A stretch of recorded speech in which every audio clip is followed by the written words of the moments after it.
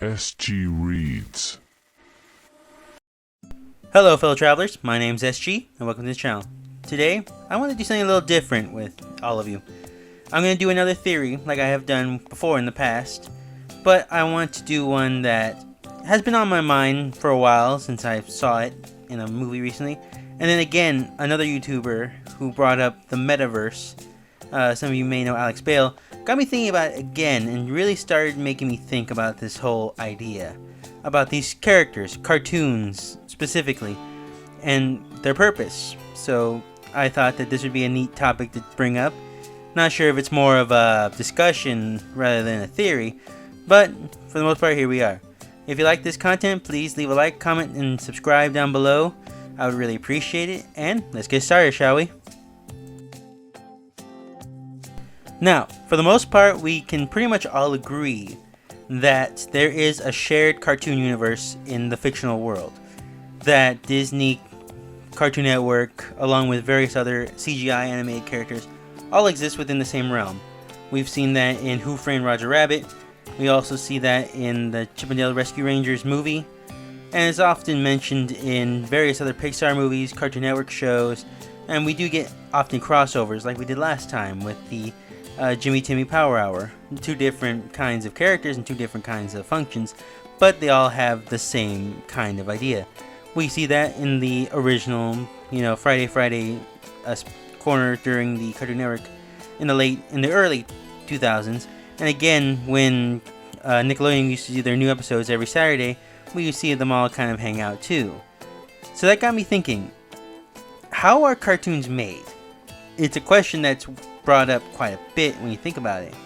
Not that they're literally like in our world made, but more that how are they made in these universes? Are they created? Are they born? What is the process? Well, with that being said, I can actually pretty much pin down what I know and come up with a very, I guess, saturated theory. Something that is slightly confirmed yet at the same time not. Now, the first method to actually the creation of a cartoon has been brought up several times. In fact, we know that this is true because we've seen it maybe 2 times actually talked about. And that is, a cartoon is drawn to life. Quite literally and quite metaphorically. Because if people have seen Animaniacs, we know that, well, the original Animaniacs, not the reboot. Well, even the reboot had an episode where they do talk about this. But for now, we're focusing on the original. The opening for the first 2 seasons was that Yakko, Wacko, and Dot were drawn in a Warner Brothers art studio, and they literally leaped off the page and into life. Now, that seems like a weird throwaway joke, but we do see that again in the Tiny Toons Adventure series, where it's even in the first episode where an artist is able to create Babs and Buster Bunny by literally drawing them to life out of desperation to come up with a new show. And even in Roger Rabbit, we do get that line that's thrown around and seen a lot, where Jessica Rabbit says, "I'm not bad, I was just drawn that way." I think she meant literally she was drawn to be that way. It may seem like an obvious joke, but it does work in this context. And even then, that idea has been down since the Looney Tunes era, where there was that, the bit where Daffy Duck was being drawn into different crazier scenarios on a piece of paper, and it turned out to be Bugs Bunny, along with other sources confirming this, such as Popeye literally jumping off the screen and seeing the audience. Some call these fourth wall breaks, but these seem more like they're literally coming to life.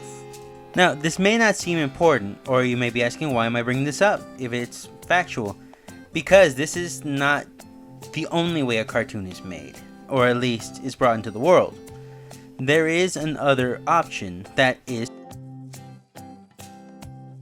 while some tunes are made, others are born. That is taken quite literally in this sense. We do get the idea that cartoons in this universe are actors. Some are scientists, for real. Some are mechanics, but for the most part, the ones we see on screen are actors. Now, the ones that are actors, there has been said to be born. If we go back to the Chip 'n Dale Rescue Ranger, we see that Peter Pan from the original Peter Pan movie was not drawn. In fact, we can see that he claims he was born. he was discovered and became Peter Pan more than anything else. Same thing for Chip and Dale. They claimed they weren't drawn. They claimed that they met each other in high school and grew up together. They were childhood friends. Why would that be an added detail? Why would somebody be drawn when we do see Yakko, Wacko, and Dot, who are said to be children in their own series, really be cartoon characters? They'd be in shows. That doesn't make sense for the most part. But we do see that example, not in these movies, but in actual shows. We do see that happen off and on. Like, look at the Jellystone show. We see Johnny Quest. We see them there, and they're older. They're adults. We can even point out the Venture Brothers. We can point out a few other known characters that have made returns and have been older. Look at Tailspin in the DuckTales series. The guy in this episode of Tailspin is the little boy from the original Tailspin series. See, he grew up. So that tells me certain characters are not drawn nor created, but rather born and can grow to be regular adults. That might explain why certain characters look different as they go on, why they sound different. So to us, it's just the voice actors change, but to them, they're just growing older. Their voices are becoming hoarse, or maybe they have some way of trying to make their voice seem younger, much like a regular actor does now. For a current view of this, we can even look at the new Fairly OddParents series, like that picture of Timmy Turner being a stunt bus driver. That could literally be Timmy Turner from almost 20 years ago. This could be what he looks like now, for all we know. In fact, they just don't want to say it because he just grew older and had to stop being a kid star. Much more like a reality show, you know? We see the character from the beginning, and then we see them age as it goes on. It seems out there, but we do see that a lot in cartoons nowadays. Interesting enough, while going through all these sources, I discovered some stuff. Interesting things, like sometimes the drawn characters act more cartoonish. They have been known to be cartoonish, or to just go into their own kind of what they were specified when they were drawn. Like again, going back to the Rescue Rangers movie, we do see Gadget and Zipper. They've started lives together. They have families now. But the one thing that they can't deny is that their own instincts, what they were drawn to do. That's something we don't see with Chip and Dale. Chip and Dale, we can tell that they are struggling to survive in the real world. They don't know what they want to do. They're trying different things and trying to adjust to this situation they're in. But they just know how to be actors. To where Gadget is a mechanic in this world, because that's what she was on the cartoon. That's all she knows how to do. That's an odd detail to throw in there and then just brush it off at the end, saying that that's pretty much who she was from the beginning, showing once again that she is drawn. With that outlook in this, we can pretty much tell what characters are drawn and which characters are born, because we can also see in backgrounds. We see Droopy being in different movies in the Tom and Jerry movie. We see him being in a version of Joker or Hannibal. It's funny and throwaway jokes, but that just proves that he's drawn himself. But again, in the Chip and Dale Rescue Rangers movie, we see a picture of Butthead from Beavis and Butthead, who's running for governor of California. Again, suggesting that he was a child star, not a cartoon drawn to be a child star. Again, the best example of this goes back to the Rescue Rangers again, when we see Peter Pan and he meets one of the Lost Boys. We see that the Lost Boy himself was still young. He still looked fresh from the movie, while Peter Pan looks like an older middle-aged man. Again, suggesting that the Lost Boys and probably the people around Peter Pan were drawn, while Peter Pan himself was born and recruited as a child star. This just solidifies that theory that maybe the world around them are made, but not the characters themselves. Maybe the characters found somewhere like a child star, like I said, and the world around them is just fabricated. Another thing to note is that drawn characters seem to live longer, or at least keep their youth longer. As we see Scrooge McDuck make several appearances and he still looks the same. It could be because of the reboot, or it could be because he simply doesn't age that well. Or that good, I guess you say. Certain characters are more liable to be older. We do see that Chip and Dale themselves are referenced to grow old. We do see Dale kind of mention that Chip looks a little grayer around the gills. While at the same time, none of them really look that different to us. Just the small things here and there just add to that idea. Now, the question that really got me wanting to do this video was, what are the Incredibles?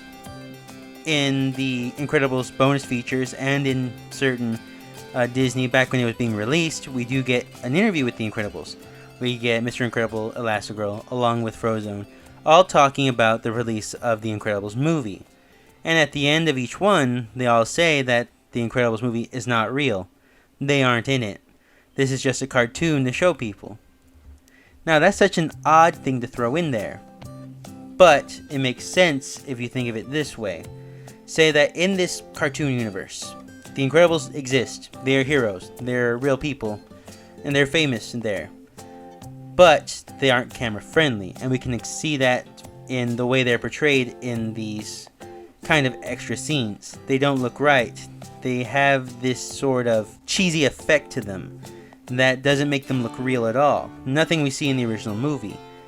So that leads me to believe that sometimes when we do a movie like this, they are based on real people.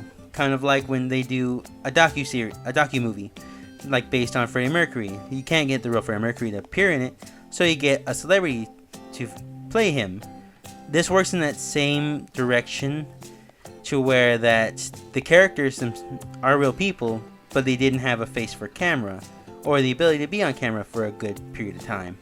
So the artist and production found a cheaper way to do it, and that was to create kind of like stunt doubles for them, which would be in the movie, and they would look smoother. They'd be able to actually be part of the movie.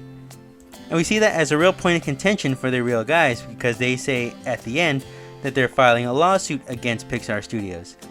An interesting idea that they're using their likenesses, but not really using the real people, rather using doubles for them, because they're more pleasing to the camera. And that could be said for a lot of other movies. And we do see that again in the Looney Tunes Back in Action movie, where we see Cartoon Network Studios, we see a bunch of cartoon characters interacting with one another. But if you stop, you see Matthew Lillard actually talking to Shaggy and Scooby-Doo.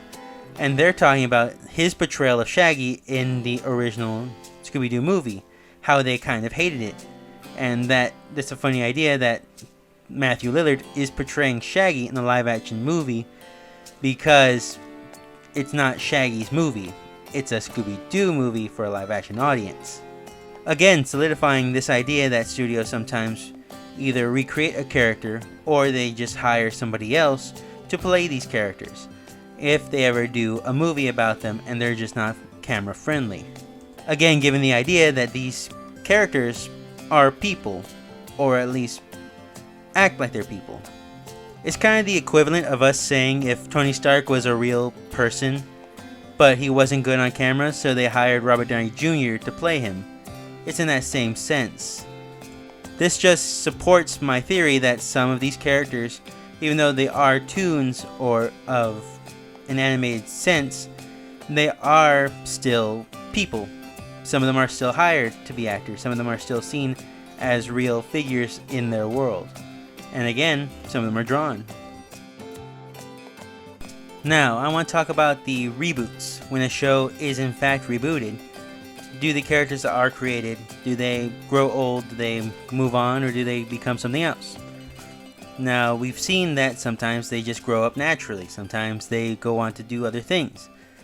But for most characters that have been rebooted or have a new look, we can say that for a fact they have been revitalized, or our version of plastic surgery to them is just a re-ink, I guess you could say. We've seen that in The Machine in Chip 'n Dale Rescue Ranger again, where they are able to not just change their looks or appearances, they can also change their dimensions. They can change how they are received or perceived by people. That goes to show that Bugs Bunny is pretty much Bugs Bunny from the whole series, from his whole life. Because in one of the newest Looney Tunes show, we do see that he is constantly shown as different characters that have been Bugs Bunny throughout his era, suggesting that it's been him, he just gets modified every time. I guess the same could be said for any of the other characters in Looney Tunes, or even in the Mickey Mouse. Those that have come back, either revitalized or revamped, are just them kind of doing something new, or having a surgery of some kind, you could say. It's an interesting thought, and there is some backing to it, we can get that. And of course, we can see that Mickey Mouse himself has mentioned that there are more of him. In a small clip where Mickey Mouse is talking to his older self, he calls it the original Mickey, rather than calling himself the new Mickey. It's an interesting and fun idea, and just shows that, again, these are characters that may or may not be coming and going.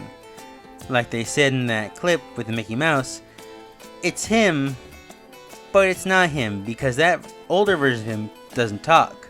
He doesn't move around, he can just jump around and kind of do a quick yop sound. Interesting take on that. There is one thing I did want to mention, though, and that is that these Pixar worlds, these worlds themselves, all seem to have a weird world to it. Because we do see examples that there are other toys intermingling with one another. In Cars, we see that there are other cars intermingling with one another. In Monsters Inc., we see monsters constantly. Some come back in different ways, shape, and form. And that's done on purpose, I think. I think in movies like Monsters Inc.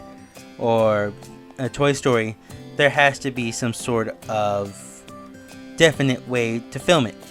If they're using regular sets, they need people or background people to match it. So in the process, they end up making these creatures. They end up making people that either look like the actors or act as kind of crew members. We see that in the original bloopers for Toy Story 2. And in Bug's Life, we do see that there is a weird mix of bugs that are the same size as bugs, but at the same time, sometimes they're bigger. This does add an odd element, showing that some of the characters that we see throughout the movie may be bigger or they may be smaller than they originally appear. Again, going back to Monsters Inc., we see Rex as one of the bloopers. That version of Rex is obviously a stunt double used for, I would have to say, Toy Story 3, but it wasn't made then. And that's only because Rex was big in that one. This was probably used as a sort of promotional option to get close-ups and to make Rex look bigger, even though he's a toy. Again, insinuating that it's a stunt double rather than actually being an actual actor in the movie. This could be said for a lot of other of the movies, and showing these background characters. We see the director and even the cameraman might be toy size in Toy Story, but that could just be because they created him just so that they can film it in the best way they possibly can, with a tiny camera, tiny director, and a tiny crew, so that they are able to get the full immersion in this world, not having to rely on an actor, but rather with the real characters that they themselves have created. Now, for your question, you're probably asking, why am I bringing this up? Well, one, I just found it very interesting. And two, I do think it's interesting to dive into this world that Warner Brothers and Disney are insisting is legitimate. We do sense that there is a shared universe in this. Not just their crossover shows, but their movies, and often in passing. There was even a moment where Cartoon Network characters were on Nickelodeon saying, don't go to Nickelodeon, go to Cartoon Network to watch real cartoons. And it's just a funny Easter egg, and kind of interesting just to dig into this world, how it works, how it operates, and what still stands. Like, what characters are what? Where are they in the future of this whole thing? Are they having hard times? Or are they just being who they were on the show? Like an actor would? Are they still living the cartoon life? Or are they simply just people living on with their lives? And I just think that's interesting to think about. Now, with certain facts and things down, I think we can safely say a cartoon is not just made, it can be born, and it can be made again. It just shows that the depth of these universes are bigger than we think. And I even have to mention that there is CN City, there is the House of Mouse, and there is the Nickelodeon Night cartoons, such as characters intermingling with one another. And so far, we've seen quite a few of them grow up, we've seen some of them stay the same, and it's just interesting to see where this line between it all is. We have Beavis and Butthead growing up, but at the same time we don't have the Lost Boys. We have Ed and Eddie staying the same, but we do have Johnny Quest growing up. These are just fun little eggs that I think gets put out there. But for the most part, there is an underlining story. Sometimes tragic, sometimes funny, but all in all, interesting. Anyway, I hope you guys enjoyed this video. Please like, comment, and subscribe down below if you think I'm right, if you think I'm way off, or if you think this was a waste of time. Because either way, I appreciate it, and I appreciate you listening. Thanks again for watching. I hope to see you guys again next time.